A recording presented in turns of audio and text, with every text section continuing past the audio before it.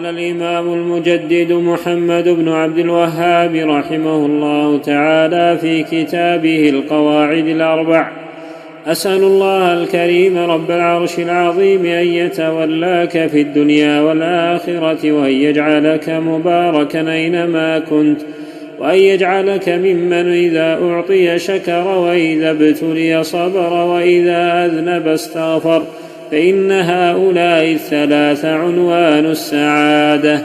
اعلم أرشدك الله لطاعته أن الحنيفية ملة إبراهيم أن تعبد الله وحده مخلصا له الدين، كما قال تعالى: وما خلقت الجن والإنس إلا ليعبدون.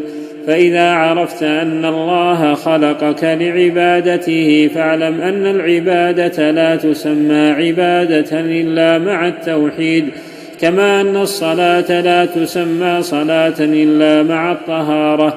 فإذا دخل الشرك في العبادة فسدت كالحدث إذا دخل في الطهارة. فإذا عرفت أن الشرك إذا خالط العبادة أفسدها وأحبط العمل وصار صاحبه من الخالدين في النار، عرفت أن أهم ما عليك معرفة ذلك، لعل الله أن يخلصك من هذه الشبكة، وهي الشرك بالله الذي قال الله تعالى فيه: إن الله لا يغفر أن يشرك به ويغفر ما دون ذلك لمن يشاء. وذلك بمعرفة 4 قواعد ذكرها الله تعالى في كتابه.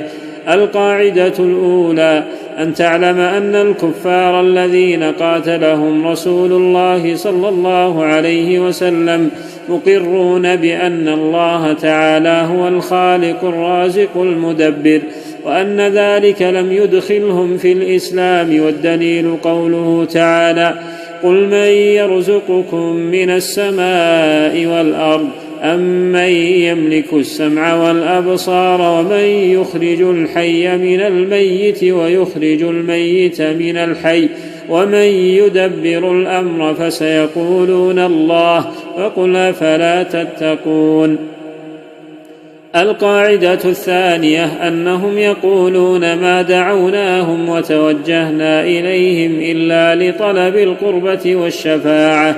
فدليل القربة قوله تعالى: والذين اتخذوا من دونه أولياء ما نعبدهم إلا ليقربونا إلى الله زلفى إن الله يحكم بينهم فيما هم فيه يختلفون إن الله لا يهدي من هو كاذب كفار.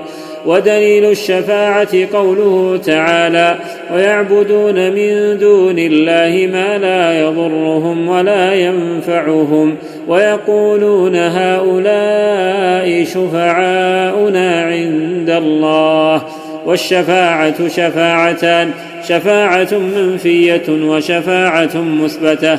فالشفاعة المنفية ما كانت تطلب من غير الله فيما لا يقدر عليه إلا الله، والدليل قوله تعالى: يا أيها الذين آمنوا أنفقوا مما رزقناكم من قبل أن يأتي يوم لا بيع فيه ولا خلة ولا شفاعة والكافرون هم الظالمون.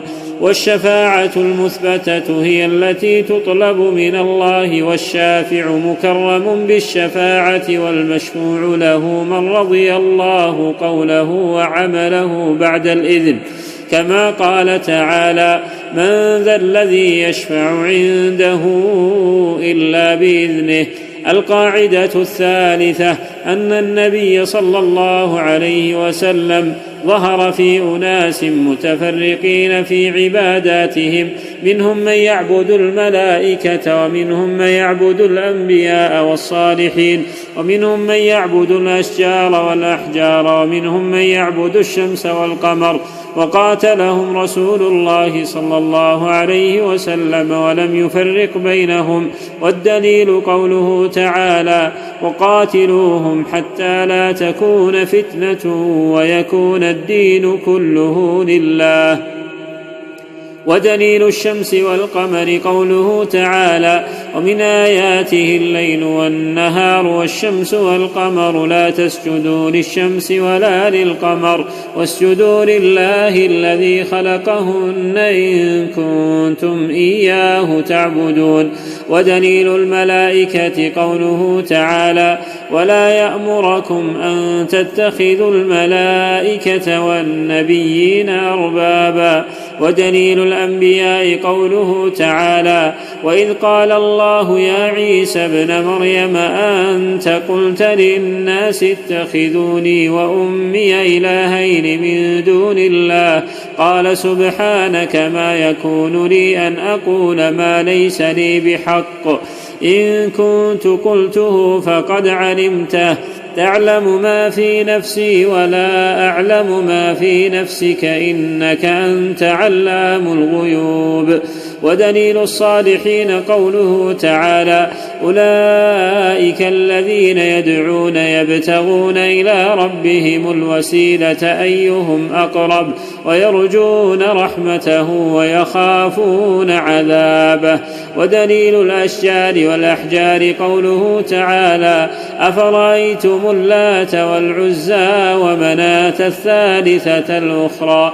وحديث أبي واقد الليثي رضي الله عنه قال: خرجنا مع النبي صلى الله عليه وسلم إلى حنين ونحن حدثاء عهد بكفر، وللمشركين سدرة يعكفون عندها وينوطون بها أسلحتهم يقال لها ذات أنواط، فمررنا بسدرة فقلنا يا رسول الله اجعل لنا ذات أنواط كما لهم ذات أنواط. الحديث. القاعدة الرابعة: أن مشركي زماننا أغلظ شركا من الأولين، لأن الأولين يشركون في الرخاء ويخلصون في الشدة، ومشركو زماننا شركهم دائما في الرخاء والشدة. والدليل قوله تعالى: فإذا ركبوا في الفلك دعوا الله مخلصين له الدين فلما نجاهم إلى البر إذا هم يشركون.